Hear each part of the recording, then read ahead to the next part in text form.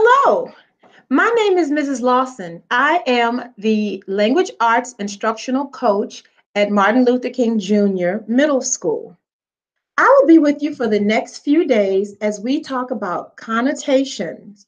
So we're going to start with a lesson on connotations, and I'm going to kind of share with you, what it is, and the next couple of days thereafter, you will practice connotation. So let me share my screen with you now, and we will get started. I hope everybody's doing okay. I hope everyone is well. And as I wait for my screen to come up, we will get started. So like I said, I am Mrs. Lawson, and we're going to talk about connotations for the next couple of days. Oh, sorry, guys. Before we get started, I'd like to share with you a poem of the day. As a classroom teacher, I had my students memorize a poem each month. And by the time we got to June, they were able to recite 9 poems every year. It was quite a beautiful thing to see. And they really enjoyed it. There's nothing like having a poem commence to memory. And so I'm going to share with you 5 poems, one each day over the next couple of days. Hopefully you will be inspired to memorize one of these poems and share it with one of your neighbors, your parent, your friends, your auntie, or someone. So what I'll do is I'll include the words to the poem in the link on the first page so that you can go back after you decide which one you want to memorize, and then you'll have the words to do so. The poem I'm going to share with you today is A Rose That Grew from Concrete by Tupac Shakur. Did you hear about the rose that grew from a crack in the concrete? Proving nature's laws wrong, it learned to walk without having feet. Funny it seems, but by keeping its dreams, it learned to breathe fresh air. Long live the rose that grew from concrete when no one else even cared. Okay, that poem is a poem obviously about Tupac. He is the rose. So what we do with this poem is we call it an extended metaphor, because we know that a metaphor is a comparison of 2 things that are not the same. In this poem, we have a rose that's growing out of the concrete. And we know that the only thing that grows out of concrete is a weed. We don't like weeds. Weeds are the things we try to get rid of. So imagine a rose growing out of the concrete. So Tupac is the rose. He is the metaphor for rose. And he's using concrete as his neighborhood. It is the metaphor for his neighborhood that he grew up in. And it was like concrete, not the literal term concrete, but it wasn't a place where beautiful things grow like roses. And so he is saying that despite where I came from, despite my environment and my surroundings, I was able to grow up to be something pretty amazing, like a rose, and that he was a singer, he was an actor, as well as he was an author. He wrote an actual novel called The Rose That Grew from Concrete. So if you haven't checked it out, please do so. It is a wonderful book full of great poems written by Tupac. So do that when you get a chance. All right, well, let's get started with our lesson. Before we get going, let's talk about the supplies you're going to need. You're going to need a notebook, pen, or pencil. Again, we're going to go over connotations this week. And what I want you to do is identify connotations. Today, you will identify connotation. I will know that I understand connotation when I can identify the meaning a word implies. We'll talk a little bit about that shortly. There are a few vocabulary words that are key to understanding connotation. The first one is connotation, and then there's denotation. There are 3 types of connotation: positive, neutral, and negative. I don't think I've said this already, but I want you to go ahead and take out those supplies, your notebook and your pen. And I want you to take about a minute or less and write down your vocabulary words. At the top of your paper, go ahead and title it connotation. And then I want you to write your vocabulary words: connotation, denotation, positive, neutral, and negative. So go ahead and do that now.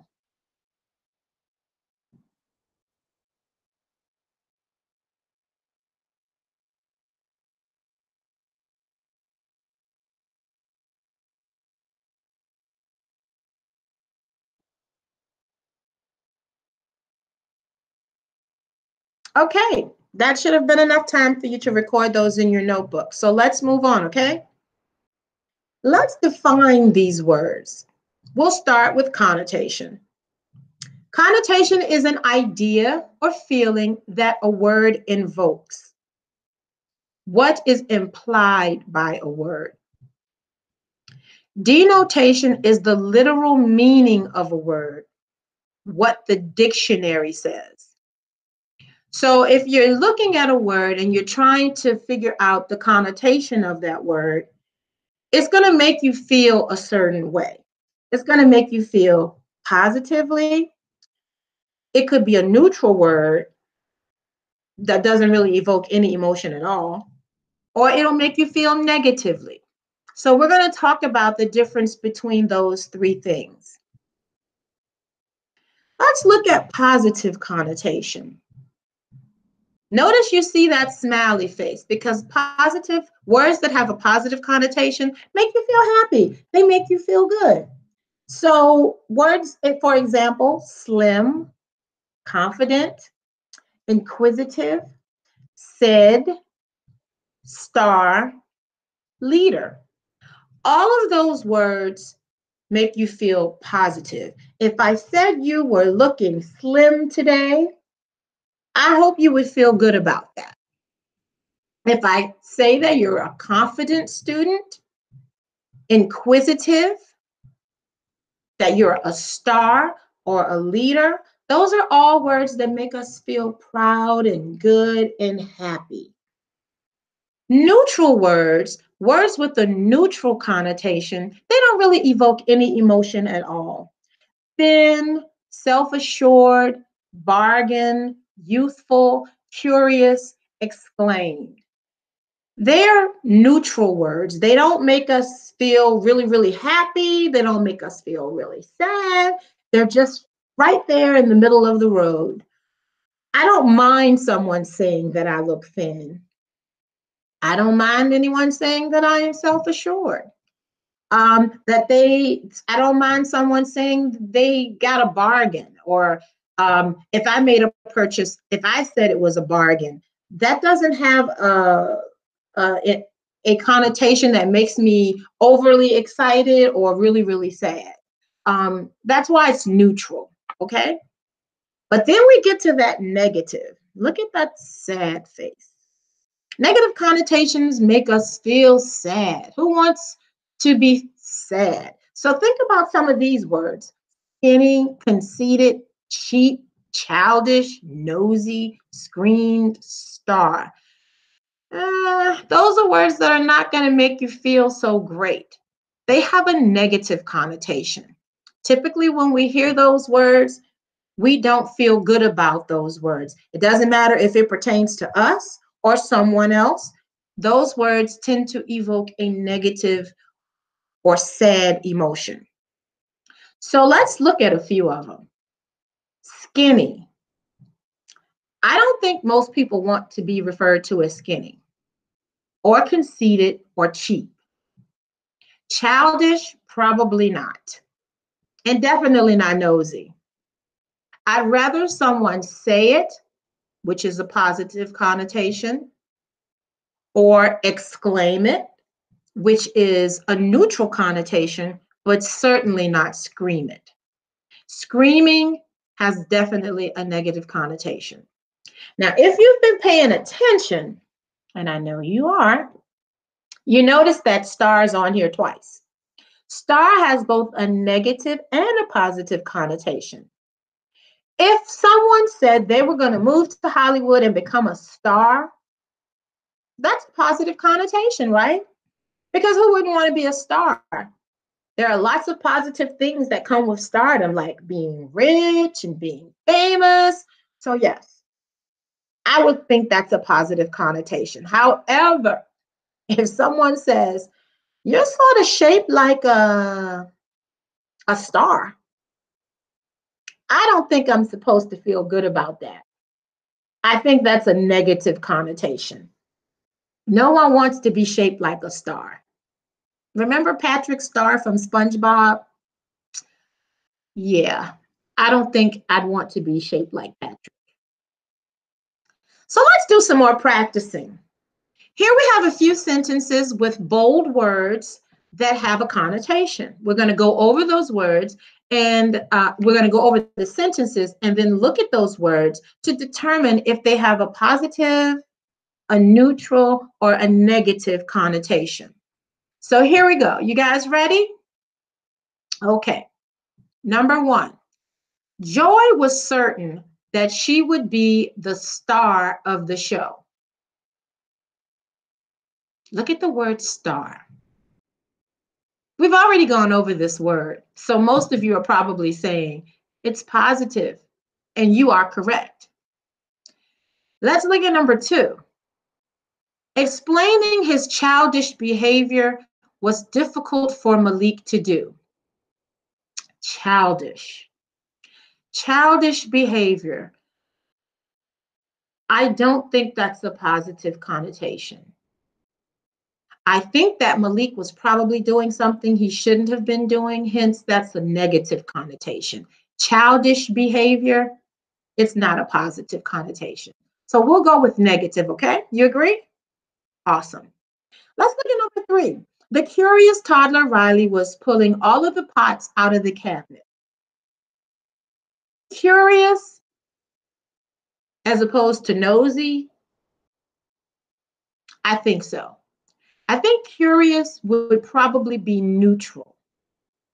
Neutral doesn't really evoke any emotion one way or the other. She's just curious. She wants to know what's going on with those pots. So I would say that curious is neutral. Now let's look at number four. My nosy neighbor Demetrius is always peeking out the window. We've already talked about nosy. No one wants to be nosy or considered nosy. So we're going to just say that that's what kind of connotation? Right, negative. You guys are getting good at this. Let's look at number five. I found the golden egg, exclaimed Bailey. Did she shout it? Did she scream it? No. And what connotation would those be? You got it. Negative. If she said it, it would be positive. But she exclaimed it.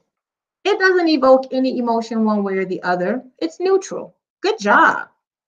Number six, Amir thought that Bela's thrift shop finds were a deal, but Bria thought they looked cheap. Do you want to look cheap? I don't either.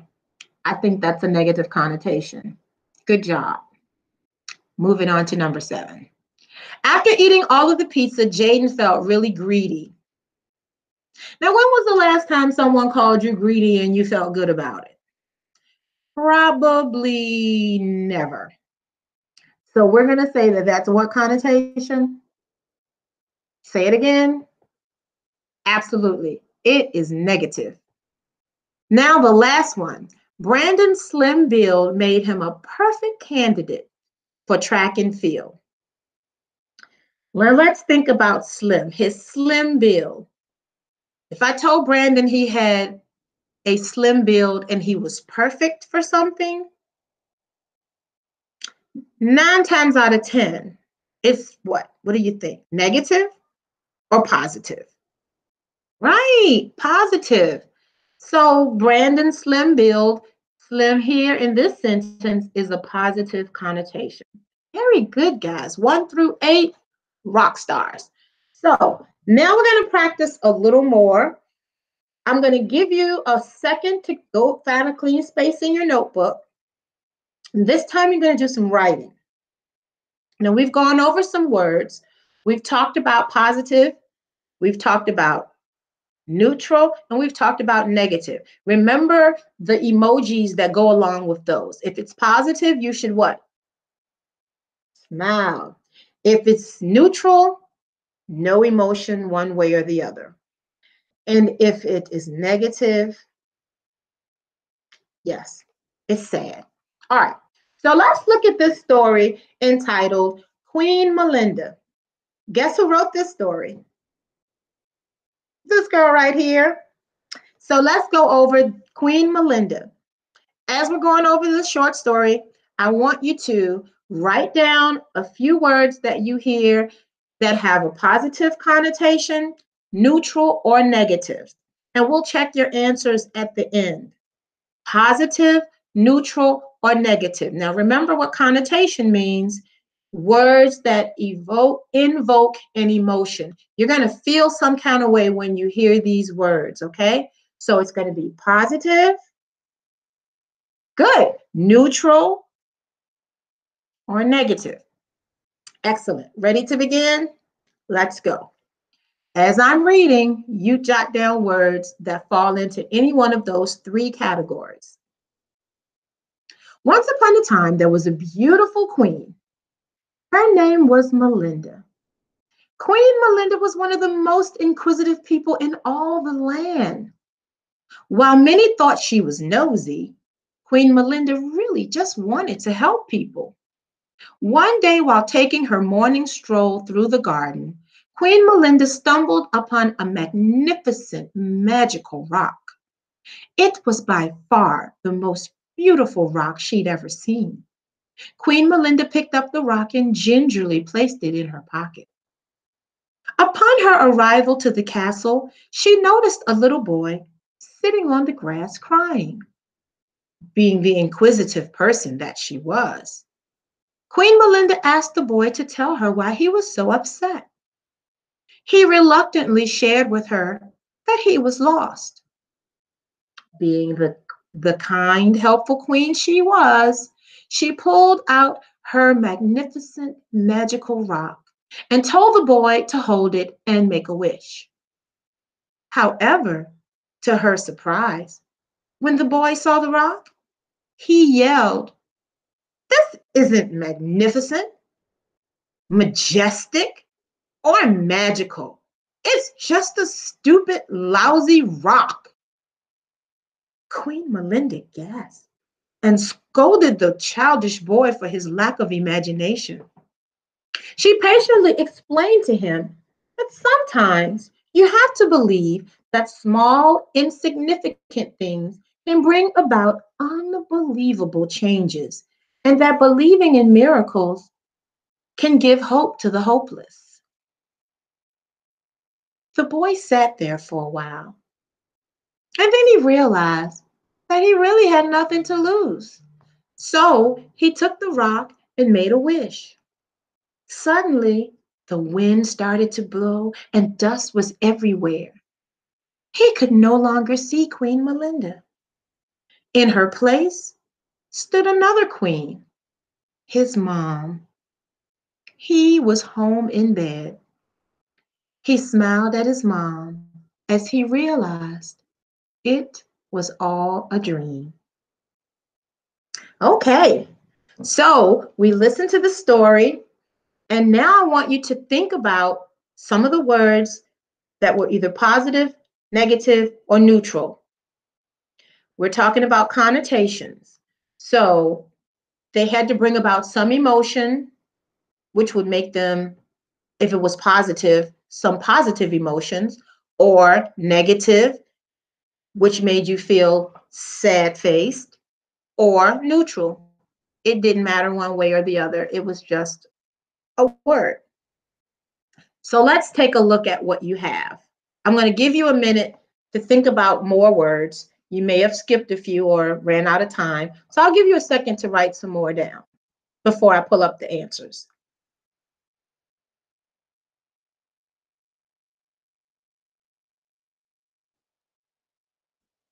Okay, let's see how you did.